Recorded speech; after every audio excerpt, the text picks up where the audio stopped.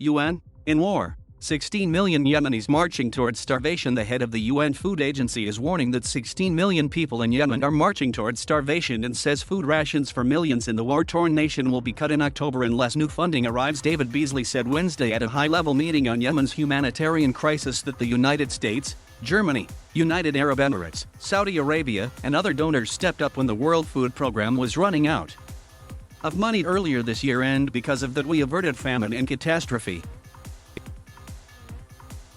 WFP is running out of money again, and without new funding, reductions will be made in rations for 3.2 million people in October and for 5 million by December, he said. At a virtual pledging conference co-hosted by Sweden and Switzerland on March 1, UN Secretary General Antonio Guterres appealed for $3.85 billion for Yemen this year.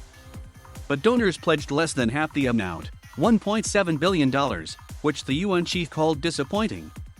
In the last 6 months, the total has grown to just over half the amount required. The high-level meeting Wednesday on the sidelines of the UN General Assembly's annual meeting raised about $600 million, according to the European Union, which co-hosted the session with Sweden and Switzerland.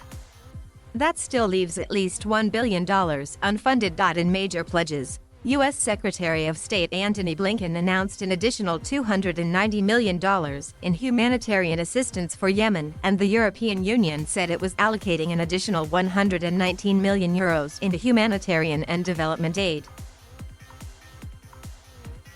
The Yemen director for the Oxfam charity, Muhsin Siddiqui, commended the donors who made pledges and expressed hope the funds will be quickly made available to aid organizations. However, once again, a few international donors have generously put their hands in their pockets while the rest of the world looks on as Yemen descends further into hunger, poverty, and an even bleaker future, he said.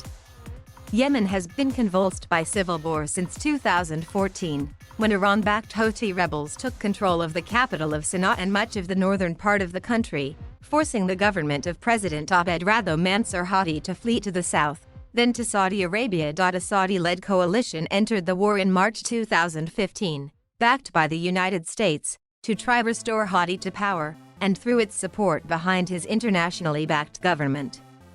Despite a relentless air campaign and ground fighting, the war has deteriorated largely into a stalemate and spawned the world's worst humanitarian crisis. The U.S. has since suspended its direct involvement in the conflict. We need this war to end, number one, WFP's Beasley said, and if donors are getting fatigued, well, end the war. He urged world leaders to put pressure on all parties to end the suffering of the Yemeni people who are seeing their currency, the rial, devalued and food prices spike. They have no coping capacity, Beasley said. They don't have any money left over to buy anything. It is a heartbreak. It really is.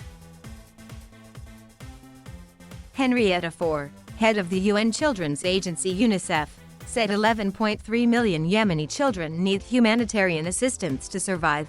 2.3 million children under 5 are acutely malnourished, and nearly 400,000 of them suffering from severe acute malnutrition are at imminent risk of death.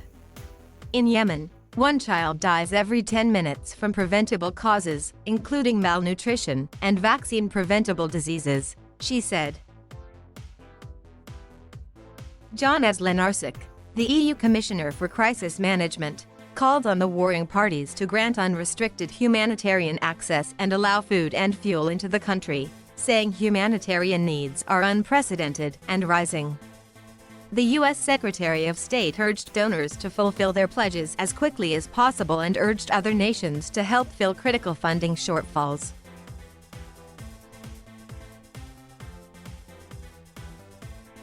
Thank you for watching. Please subscribe